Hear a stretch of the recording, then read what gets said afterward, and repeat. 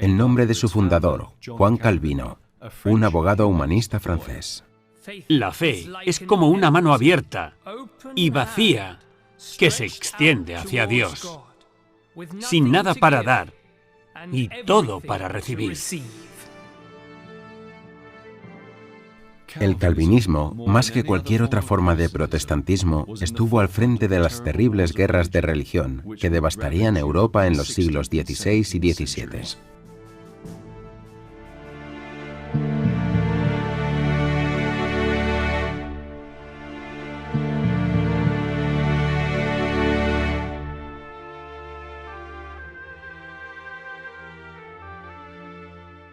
Alrededor de 1530, Calvino dejó la Iglesia católica y se convirtió en protestante. Había habido tensiones entre protestantes y católicos en su tierra natal, Francia, por lo que se mudó a Basilea, Suiza, donde escribió la primera edición de su obra fundamental, Las instituciones de la religión cristiana.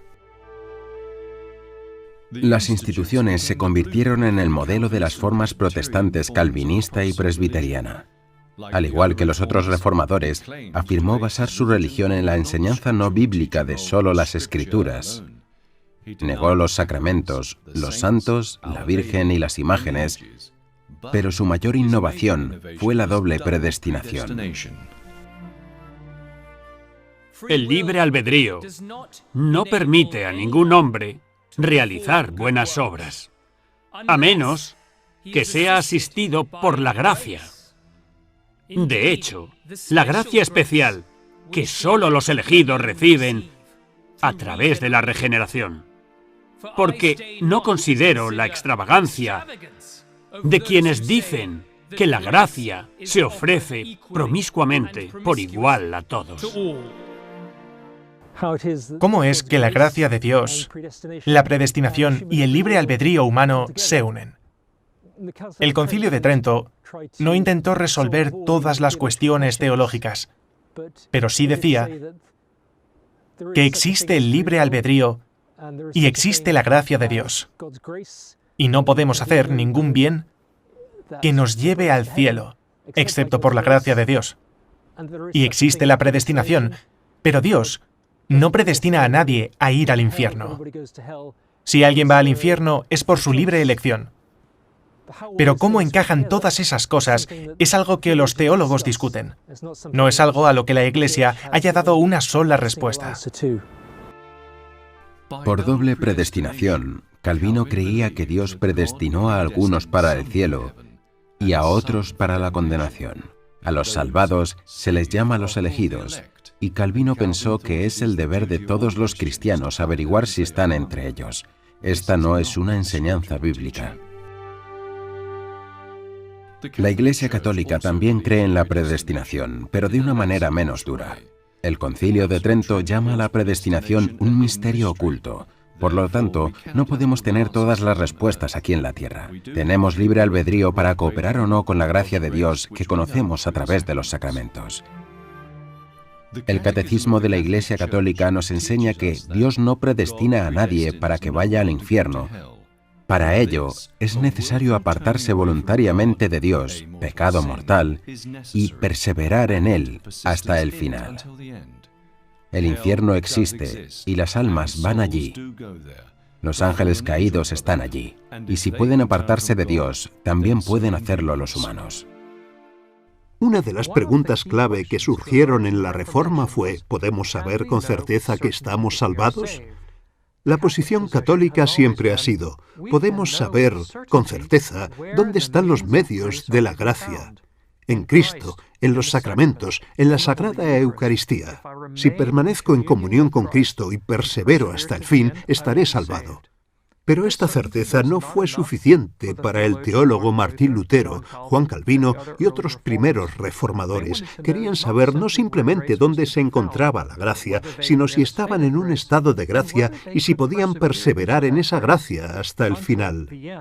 Querían saber que si morían hoy, irían al cielo, y querían saberlo con certeza. A esto agregaron la doctrina de la predestinación. Creían que una vez que un hombre entraba en un estado de justicia, nunca se apartaría. Eso plantea ciertas dificultades. Una de ellas es que, de hecho, muchos de los bautizados, obviamente, se apartan. Por predestinación, nos referimos al decreto eterno de Dios, por el cual Él determinaba lo que deseaba que sucediera con respecto a cada hombre. No todos son creados iguales. Algunos están predestinados a la vida eterna, otros a la condenación eterna, y en consecuencia, como cada uno ha sido predestinado para uno u otro de estos fines, decimos que ha sido predestinado a vida o muerte. Pero seguro que un Dios amoroso no crearía a alguien de antemano para la condenación eterna. Negar la predestinación es avergonzarse del Evangelio. Quitemos la elección. ¿Y qué quedará? Como hemos declarado, permanecemos totalmente perdidos y malditos. Sostuvo que el bautismo puede regenerar, pero solo en las almas de los elegidos, aquellos a quienes Dios predestinó para la salvación y la regeneración.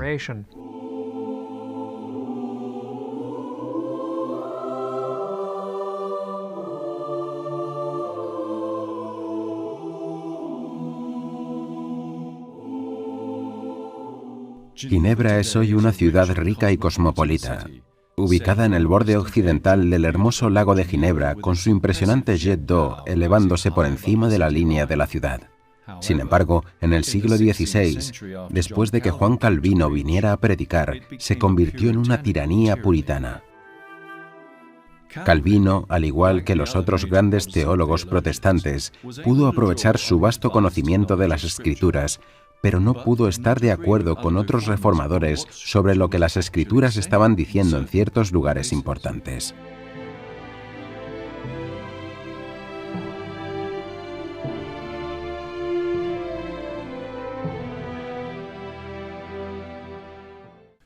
Durante las décadas posteriores a la Reforma en Ginebra, hubo una especie de pánico por la caza de brujas. Esto se agravó con la plaga de 1545.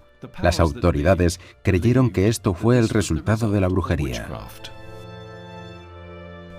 Las brujas existen, por supuesto, se mencionan en la Biblia y a veces intentan hacer el mal.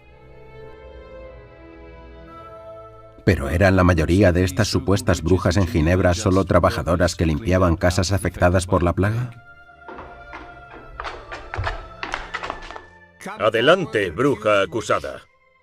No soy una bruja, soy una trabajadora honesta que ha estado limpiando casas de la plaga. Pero entonces, ¿por qué está aumentando la plaga?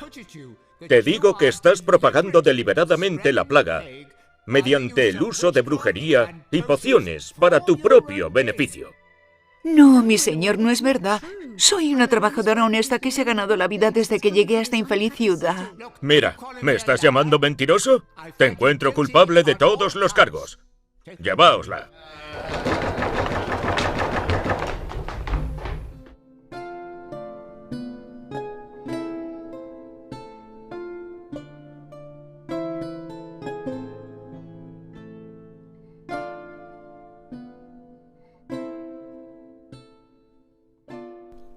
Hubo más de 50.000 brujas acusadas y quemadas en países protestantes durante este periodo.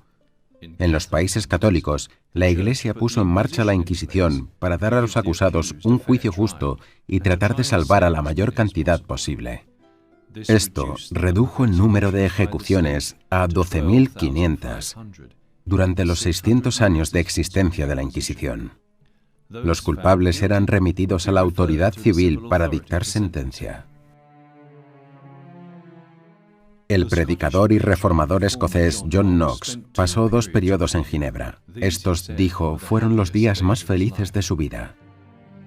What are we to do about these ingraziers that clear out the plague houses? Some are no more than witches, who do no more than perpetuate the plague for profit. Como escribe San Pablo en Gálatas, vive por el Espíritu y ciertamente no complacerás los deseos de la carne. Este es el problema, como continúa diciendo San Pablo: idolatría, hechicería, odios, rivalidad, celos, arrebatos de furia, actos de egoísmo, disensiones, facciones. So we should bring them to trial then. Banish or execute the guilty. Esa es la única forma de erradicar al diablo. Fue aquí donde Knox escribió su tratado misógino, el primer toque de trompeta contra el monstruoso regimiento de mujeres. Este fue principalmente dirigido contra la reina María I de Inglaterra y María de Guisa, regente de Escocia, madre de María, reina de Escocia. Él escribió: promover a una mujer para que lleve el gobierno, superioridad, dominio o imperio sobre cualquier reino, nación o ciudad es repugnante a la naturaleza, un insulto a Dios. Sin embargo, la reina protestante Isabel I también estaba al tanto de los escritos misóginos de Knox y los proscribió en Inglaterra. Durante la Edad Media y la era de la caballería, la Iglesia Católica había elevado el estatus de la mujer, desde ser un poco más que una posesión de los hombres en la época pagana, a un lugar de gran respeto y honor por el principio femenino. Las mujeres eran vistas como grandes civilizadoras y representaban la belleza y la cultura. Sin embargo, hubo un cambio en la condición de la mujer en tierras protestantes después de la Reforma. Incluso suprimieron la veneración de Nuestra Señora y la imagen de la Iglesia como la esposa de Cristo se perdió. Las iglesias protestantes se volvieron muy austeras, desprovistas de ornamentos, frías y masculinas. El púlpito y la predicación se volvieron el foco principal.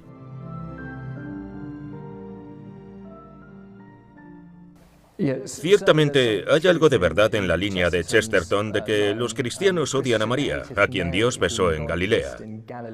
Entonces, las estatuas de Nuestra Señora fueron derribadas y destruidas. Las personas que la veneraban fueron perseguidas. En el transcurso de la Edad Media, especialmente a finales de la Edad Media, existe un gran culto a las santas. Y existe un paralelo entre el papel de Nuestra Señora en la vida devocional y la Iglesia como la esposa de Cristo. Entonces, la Iglesia, que está representada por Nuestra Señora, es la esposa de Cristo. En el protestante, por supuesto, el protestantismo, hay una comprensión muy diferente de la Iglesia. La Iglesia como un cuerpo de todos los fieles ya no es algo que sea central en la teología. Y curiosamente, Eamon Duffy ha sugerido que esto condujo en los siglos XVI y XVII a esa hostilidad hacia la femineidad de que la gente a menudo identifica en esa época. Las cazas de brujas, las reprimendas, la persecución de mujeres que eran simplemente, ya sabes, chismosas o simplemente un poco locuaces. Las ponían en taburetes agachadas, cosas realmente bastante desagradables que no son características de finales de la Edad Media. En el mundo católico, la Iglesia puso en marcha la Inquisición para asegurarse de que todos los acusadores tuvieran una audiencia justa. Una Inquisición era una investigación. La ley de la Iglesia no les permitía utilizar la tortura ni pronunciar la pena de muerte. A la gran mayoría de las acusadas de brujería que se presentaron antes de la Inquisición católica, simplemente se les dijo que se marcharan y dijeran oraciones de penitencia. Los inquisidores creían que era solo superstición. Si alguien era acusado de volar en escobas, convertirse en gatos, etc., los teólogos altamente capacitados y los abogados canónicos de la Inquisición se volvían escépticos. No eran solo las mujeres acusadas de brujas las que podían ser ejecutadas, sino también los reformadores varones que se oponían a la ortodoxia protestante como Felix Manz en Zúrich o Thomas Münster en Alemania, o el antitrinitario Miguel Servet. No bastaba con ser un no católico. Debías tener el tipo correcto de creencia protestante.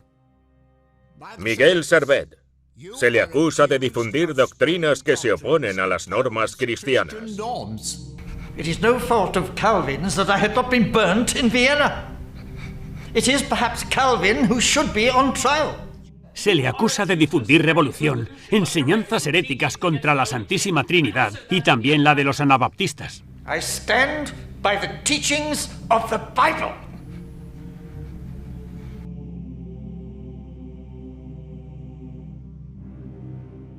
Miguel Servet ha sido declarado culpable de herejía y debe ser quemado en la hoguera.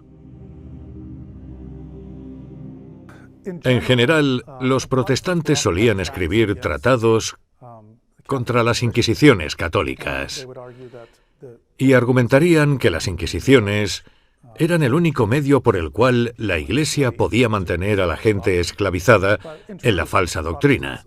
Pero en verdad los protestantes también tenían sus propias versiones de la Inquisición. En la Ginebra de Calvino la había.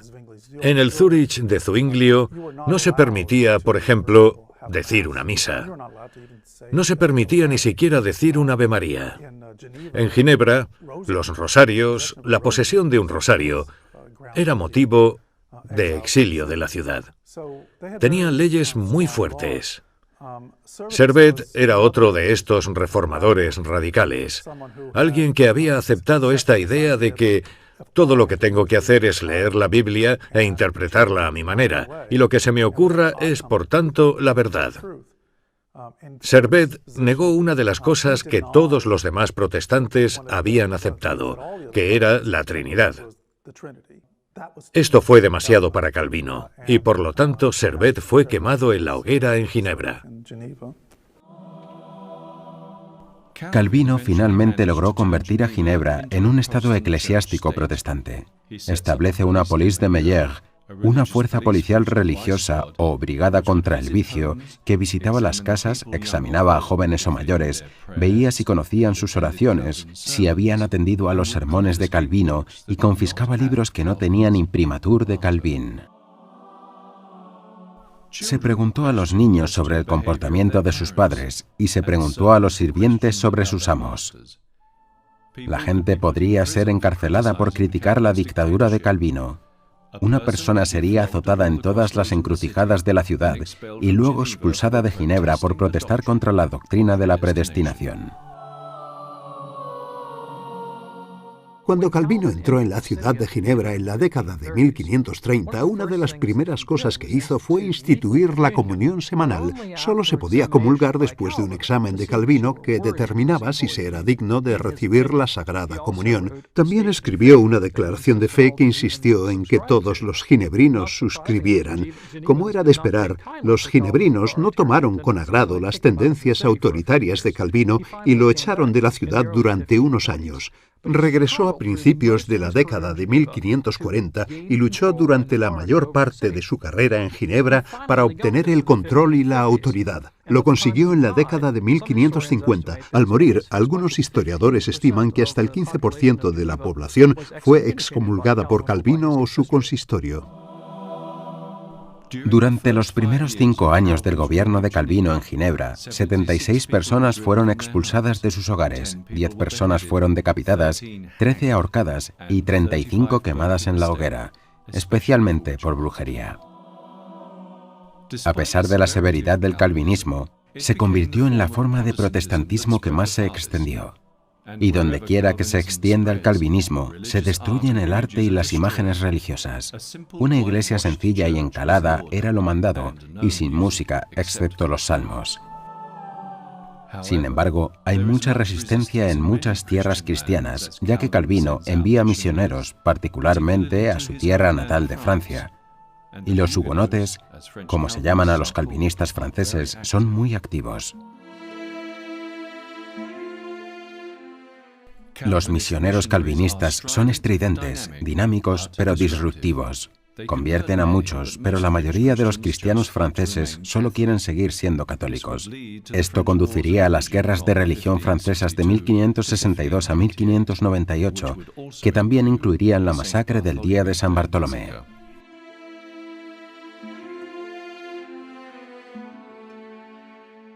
El almirante de Coligny, un líder calvinista que estaba en París para una boda real, amenazó al rey católico con otra guerra civil, a menos que Francia declarara la guerra a España para ayudar a Flandes y a los Países Bajos. Algunos historiadores creen que Catalina de Medici había persuadido a su hijo, el rey Carlos IX de Francia, de instigar un ataque preventivo y sacar a los líderes protestantes. Sin embargo, esto también condujo a una masacre generalizada de protestantes. Este terrible evento condujo al final de las guerras de religión francesas, con el edicto de Nantes otorgando tolerancia a todos por el rey Enrique IV. La mayoría de los cristianos franceses no querían volverse calvinistas. Otro factor en el declive del protestantismo en Francia fue el fortalecimiento de la Contrarreforma, a veces llamada Reforma Católica, que cobró impulso después del Concilio de Trento, celebrado entre 1545 y 1563. Uno de los grandes santos de la Contrarreforma en Francia fue San Francisco de Sales. Fue un sacerdote de gran santidad y gentileza que en 1602 fue nombrado obispo de Ginebra, aunque se le cerró por causa del calvinismo. Sin embargo, vivía cerca de Ginebra y estaba decidido a devolver a los calvinistas a la fe. Al principio la gente lo rechazó, pero sin inmutarse, colocó tratados debajo de las puertas de la gente.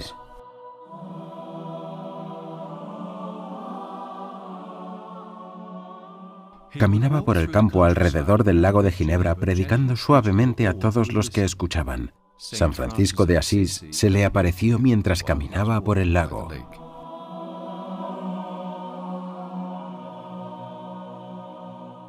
Deseas el martirio, como yo lo deseé una vez, pero no lo obtendrás. Tendrás que ser instrumento de tu propio martirio.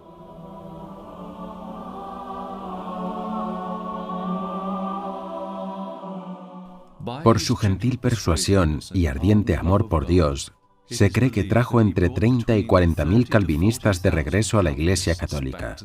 San Francisco de Sales fue canonizado en 1665 y declarado doctor de la Iglesia en 1877.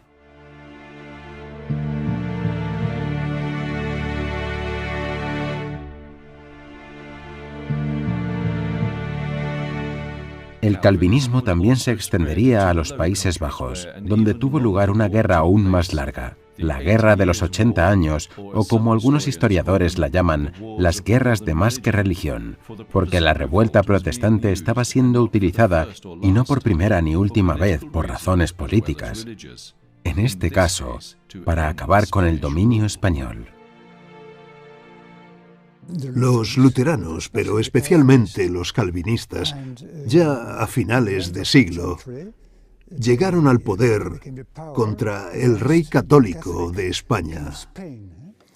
Y así, en 1578, Ámsterdam se convirtió en protestante calvinista, es decir, el gobierno, pero mucha gente seguía siendo católica. Los protestantes tomaron también las iglesias católicas para su liturgia. Y, por tanto, los católicos no podían ir a sus iglesias, tenían iglesias escondidas. Su religión no estaba prohibida, pero no podían ejercerla abiertamente. Las iglesias católicas ocultas comenzaron a construirse en las casas más grandes de los católicos y a menudo sobre las salas de estar de las familias. Un sacerdote tendría sus propias habitaciones al lado de la capilla.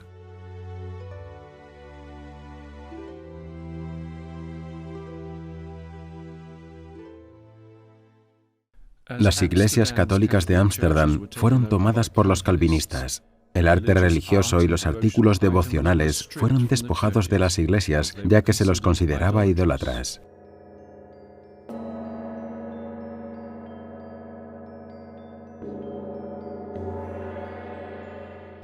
Hoy prevalece un estado de ánimo más indiferente y se muestran imágenes e ídolos budistas. La iglesia ya no se utiliza para el culto cristiano, sino que se ha convertido en un espacio de exposición. Y ahora, debajo de un púlpito imponente, donde una vez un pastor calvinista predicaba sobre la palabra de Dios, hay un espacio para la meditación budista.